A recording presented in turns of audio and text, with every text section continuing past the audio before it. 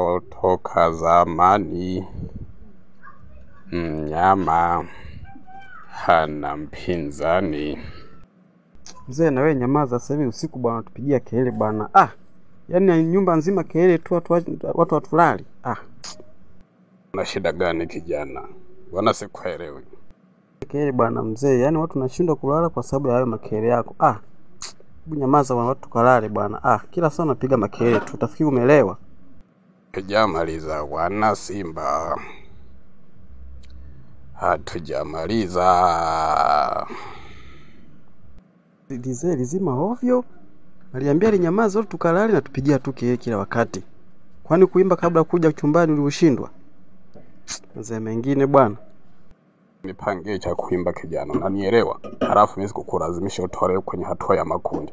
Kwa wacha ni enjoy maisha ni ya kwangu mwenyewe. Wewe aliyekwambia kwamba utoke kwenye hatua ya makundi ni nani? Si ulikuwa na timu yako na wewe? Jingani.